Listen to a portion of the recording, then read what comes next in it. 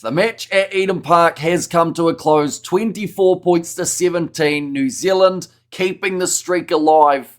But this game was pretty hectic throughout the 80 minutes. We saw New Zealand get off to a flying start with 2 tries within the first quarter of the game, one for Amoni Narawa within only a couple of minutes. That was before he picked up an injury, which looks like he's probably going to be out for the next match. But if there's a sort of positive for that man, at least he started well in the fixture. Alongside that, we saw the Will Jordan try, and then later on in the game, Quinn Tupaia managing to score during the break where Geordie Barrett had his HIA for the South Africans. It took 63 minutes to see the Springboks cross the try line, and it was Malcolm Marx who managed to score it. Reinach scoring in the 74th.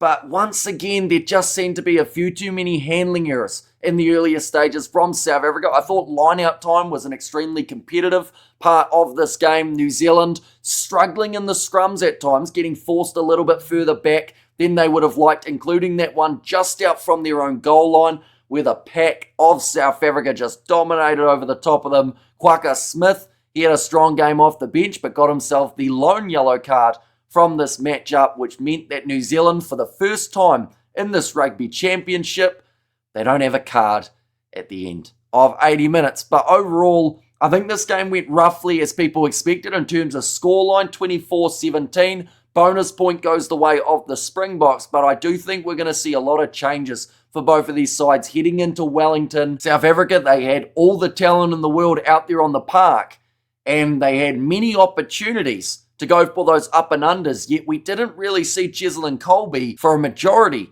of this matchup. In the earlier stages, he was getting involved, but Rieko Ioane, I think, was an interesting choice in this All Blacks backline. He got himself a crucial turnover when Oxenshire was on the verge of being able to score, but they didn't target that aerial game enough, I don't feel. Sometimes kicking off a little bit too deep, definitely up against a side in New Zealand who can struggle with a territory battle. But I thought McKenzie, when he made his way off the bench for Amoni Narawa, did extremely well.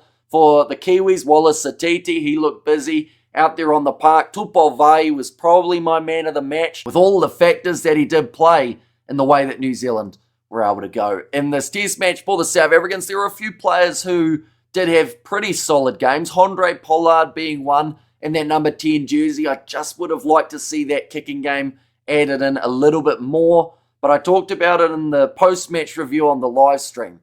South Africa almost played this game the way that New Zealand would have wanted them to.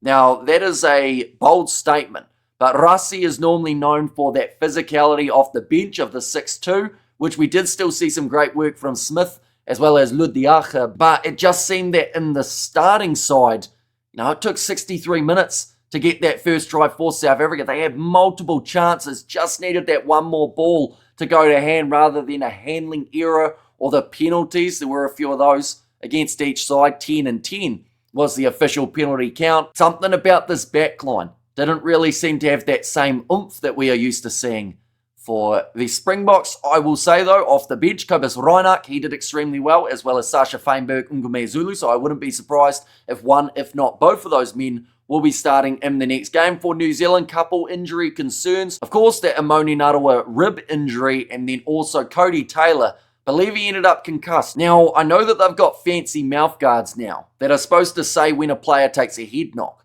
but I have no idea how the mouth guard didn't say that Cody Taylor was concussed when he couldn't even stand up after the collision. He was struggling big time. He got to stay out there on the field for another 3 or so minutes before they decided to get rid of him. Tolkiaho, he made his way off the bench, and New Zealand's line-out up against such a competitive Springbok pack, I felt did pretty well. We saw that midfield line-out attempted by the Boks. Tupou shut it down. But I feel in the second match, this game, of course, at Eden Park, it went the way of New Zealand, but there's so much more to this rivalry. Heading into the second matchup, what type of selections will these two sides go with? Will we see wholesale changes for the Boks, or will we see maybe more of the same with a couple little tweaks to make the side even stronger? But it was a great test match. At the end of the day, the Eden Park match, you want it to be close. That's what we got here. The Springboks all but pulling back to get themselves a draw with some valiant efforts from the final moments. But they'll be back. I don't think anyone is underestimating how well this Springbok side can play. Today wasn't their day. In the wet, rainy conditions of Auckland, they couldn't get the job done, but that does not mean that they won't be able to do it next week for Wellington instead. But nonetheless, very short little review of this match. I want to rewatch this game a couple times just to see exactly what was happening out there. Marco van Staden is a player actually that comes to mind now for the South Africans that I thought did extremely well in terms of getting into the action as much as physically possible. Just wanted 1 or 2 extra turnovers. Could have made all the difference there. But definitely more so playing the way that New Zealand would have liked here. The Springboks and New Zealand had to be clinical. You know, Finlay Christie, Beauden Barrett. I thought both of them had great games in that 9 and 10 combination. Yes, there were still the occasional mistakes in there. But overall, I think that was a big difference maker for New Zealand. The fact that Christie, as criticised as he was, actually stepped up for this game. And I know that there'll still be some people who give him about a 4 or a 5 out of 10, but I'll give him a solid 7 for what he did up against the Boks, and I think he's probably going to be starting up against them next week as well. But thank you all very much for tuning in. If you did enjoy, be sure to leave a like and subscribe to the channel, and I will see you all for the next one.